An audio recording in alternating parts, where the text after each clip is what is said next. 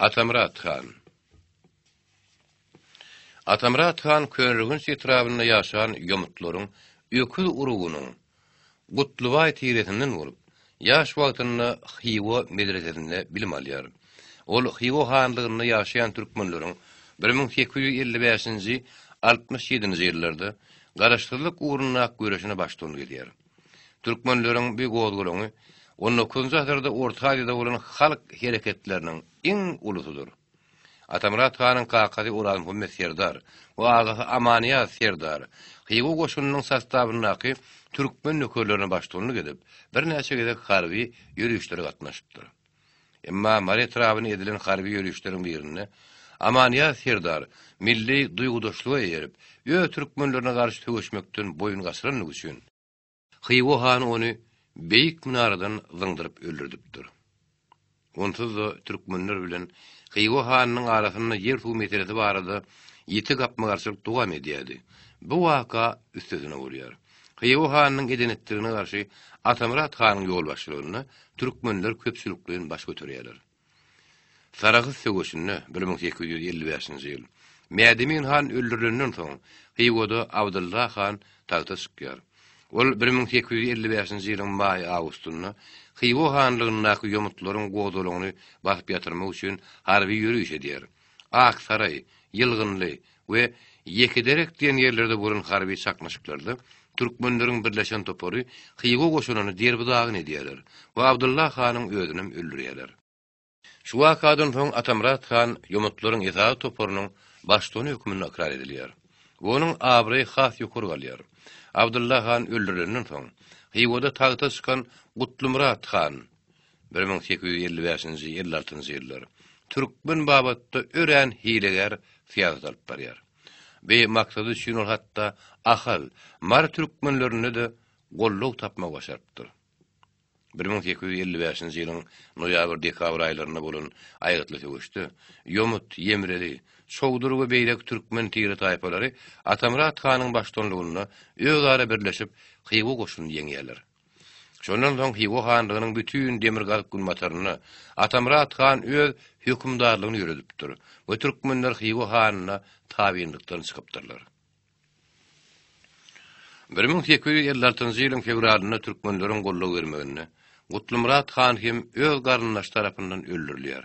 We Xiwoda tagta 34 ýaşly Seyit Muhammed han 1856-njy 64-nji ýyllar çykýar. O türkmenler ýara güýji bilen boyun egdirip bilmejegine göz ýetirip, türkmen tiri taýpalaryny biri-birine garşy özükdirmek tiýatratyny alyp barypdyr. Şol bir wagtda da türkmen, özbek, gazak gowdalaňçylaryna garşy harby güýç uranypdyr. 1858-nji ýylyň oktýabrynda Atamrat hanyň kömek bermegine Goňrat begligine Garagalpak gowdalaňçylarym ýeňiş gadanýar. Muhammed Pena bolsa Goňratyň hanyny ýerip ikrar edilýär. Hakykatda Goňrat begligi ýomutlaryň 25 tane ket kudaat tarapyndan dolandyrylyp, ähli işleri Atamrat hanyň egneşi berdi İngiliz ýolbaşçylyk edýär. Ýöne ýomutlar bir ýerde edenetlerge ýol berip, halkyň närazylygyny döredýär. Biýagdaýdan peýdalanyp Xiwo hany Goňrat begligini ýene de özüne tabyn edýär. Atamrat han onu gollayan toparlar bolsa hiç wagt Xiwo hanyna tabyn bolmandylar. Emma türkmenler agdara bolan soň öz maksadynyň amala aşmajagyna da gowy düşünipdirler.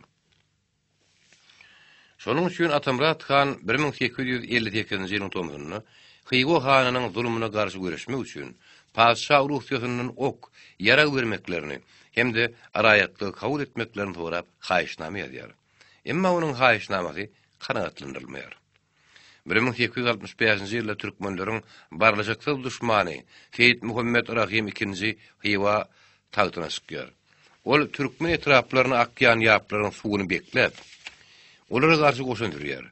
1866-njy 67-nji ýyllarda olaryň arasynda harby çaknaşyklary aýdy-derli gaýtaran turulypdyr. We agyr ýagdaýdan hiç şeýle çykalgy bolmadan Atamrat han ýene de padşah ruhsatynyň howunarly isläp, olara bir näçe gerek ýüz tutýar. Olam netijede utorýar. Üstüne de Xiwo hany türkmenleri Xiwo bazaryna barmagy we galla satyn almagy gadagan edýär. Bu agyr ýagdaý türkmenleriň belli bir bölegini Xiwo hany bilen umumy alaşa gelmäge mejbur edýär. Şeýlelikde Atamurat hanyň Hywo hanynyň sütemine garşy 12 ýyllap alyp baran aýdatly güreşiniň eň soňkuzy 1867-nji ýylyň awgustyna basylyp ýatyrylýar. Atamurat han boldy, Hywo hanyny tabiň bolmagy ýöňüne namyt edip, 40 köýlü türkmen bilen Balkan etrabyna göçýär. Ol şeýlekeninde ýaşan döwründe Rus goşunlarynyň Krasnovodskdaky atryadynyň naçarnygy bilen ýakyn aragatnaş taklapdyr. 1873-nji ýylda Paşa Russiýanyň goşunlary Hywo hanlygyny batyp alandan soň Atamurat han ýene-de öz dowduk mekanyna göçüp barýar. Bu şo ýerde ömrüniň ahyryny çenli ýaşaýar. Atamurat hanyň uzak ýyllaryň dowamyny alyp baran göreşiniň düýp maksady äli türkmenleri birleşdirip Hywo hanynyň zulmyny azad etmeklikden olaryň hiç kime garaşsyz ýolbaşdyk bolmagyny üpçün etmekden ibaretdir. Emma türkmenleriň bilgeçliğin özüktürlen öz ara agdaralygy bu maksada amala aşyrmaga päsel beripdir. Ýöne türkmen halkynyň behbidini näçe ileri tutunan bolsa, ol özüniň Hywoda hükümdarlyk etmek maksadyna ardan aýyrmandyr.